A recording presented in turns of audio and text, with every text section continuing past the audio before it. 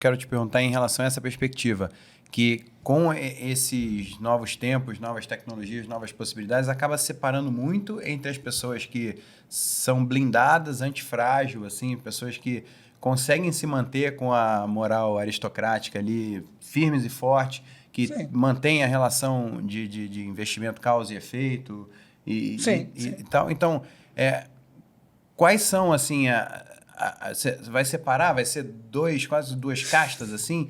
E aí, quais são as 10 habilidades essenciais que fazem a pessoa se manter blindada para... Não, nesse livro aqui eu trato de habilidades para o trabalho e portanto menos, mas assim, eu acredito que 2 coisas fazem a diferença. Querer e curiosidade. Eu diria que são os 2... E disciplina também. Então, querer leva à disciplina, querer leva à resiliência, querer leva a um monte de coisa. E a curiosidade, ela é um instrumento fundamental porque nós nascemos curiosos e vamos perdendo a curiosidade conforme a idade vai avançando, né? Então, a minha sensação é que o Nietzsche falava muito de vontade de potência. No fundo, ao tratar desse assunto, ele estava dizendo assim, é o que mexe o ser humano.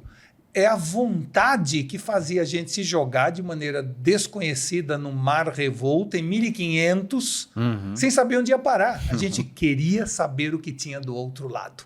Simultaneamente, vontade e curiosidade, né?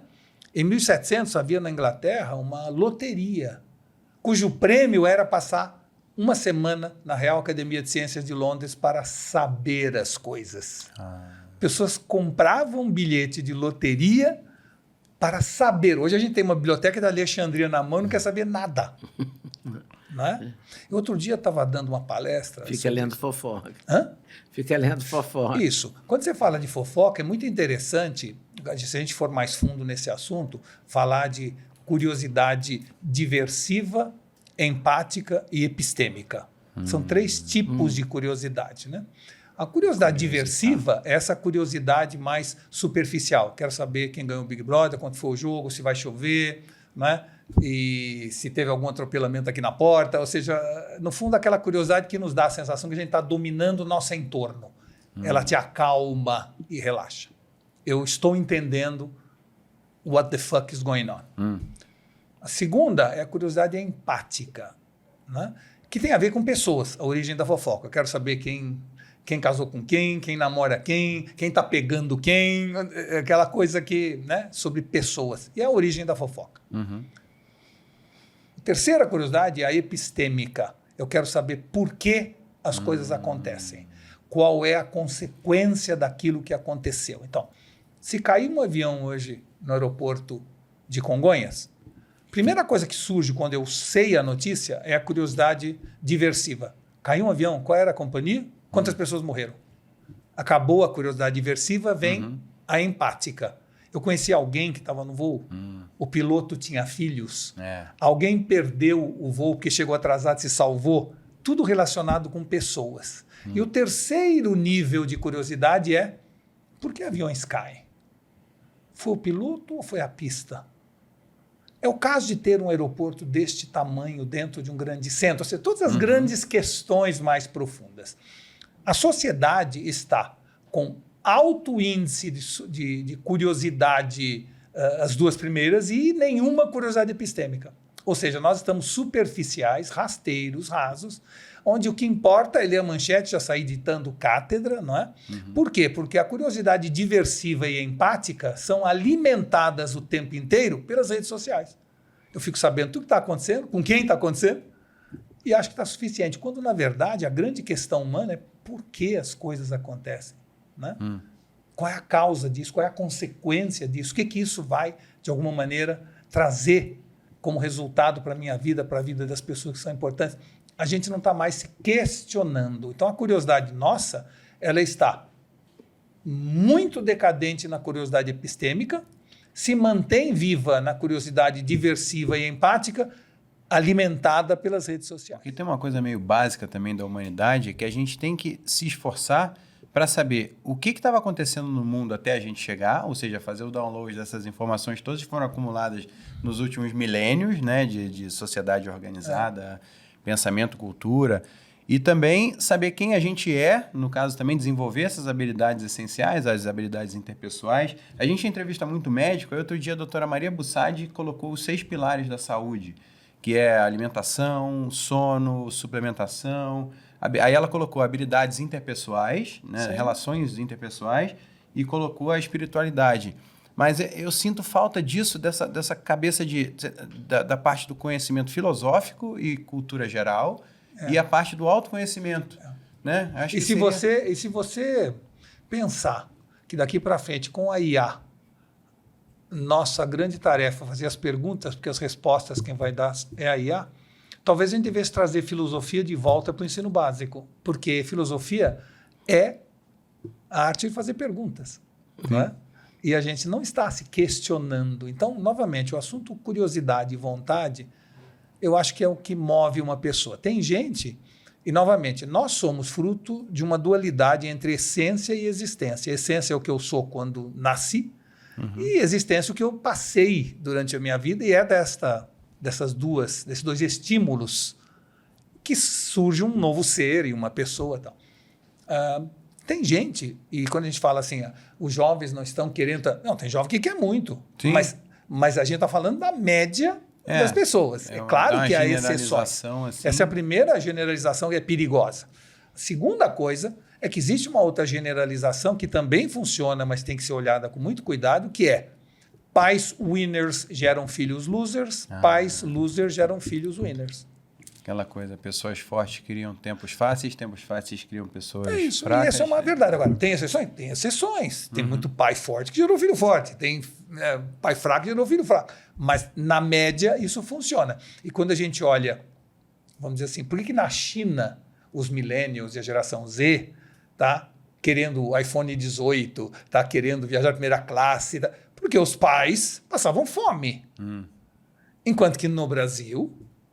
Nós, na nossa geração anterior, demos tudo para os nossos filhos e eles entenderam que não precisa lutar e que não há sofrimento. Nós evitamos a dor. A gente acha que dor e sofrimento são sinônimos. Não são, são antônimos. Toda vez que você evitar a dor do seu filho, ele vai ser um sofredor maior. Toda vez que você tentar tirar um band-aid devagar para não ter dor, você vai sofrer mais. Toda vez que tiver um casamento fracassado e evitar a dor da separação, os dois vão sofrer muito mais. Então, dor e sofrimento são antônimos. A gente tentou, na nossa geração, evitar a dor dos nossos filhos. Eles vão sofrer mais. Ficaram mais frágeis, né? Ficarão questionando mais as coisas ao invés de ir com entusiasmo em frente, terão um olhar de tédio permanente. Agora, isso é o que nós estamos preparando, não é? Ou seja, você vai numa escola e vê dança das cadeiras como exercício lúdico. São 10 cadeiras e 10 crianças. Então, assim, mas, peraí, por quê?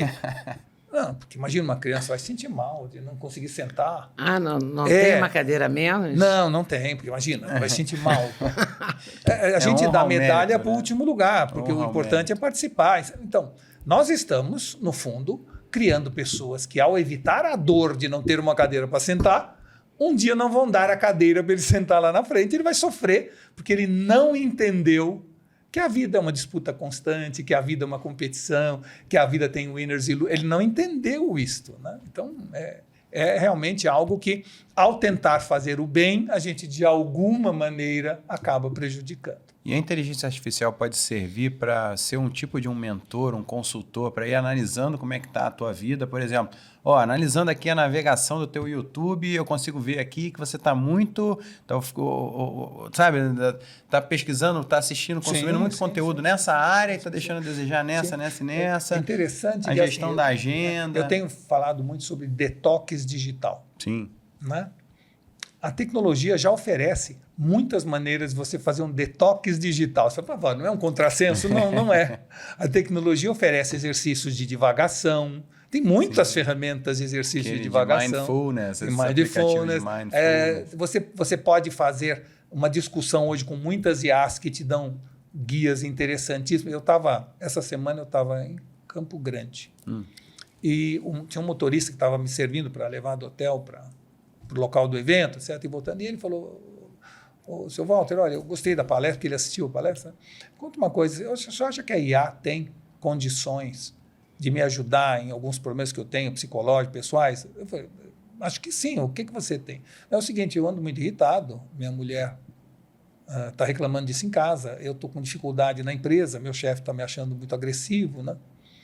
Eu estava dentro do carro, indo para o aeroporto, falei: vamos fazer o seguinte, vamos perguntar para o ChatGPT, né? Aí peguei o ChatGPT, falei: ChatGPT, é o seguinte, eu tenho andado muito agressivo, tanto no trabalho quanto em casa, eu estou me sentindo que estou prejudicando tanto a minha carreira quanto a minha relação familiar.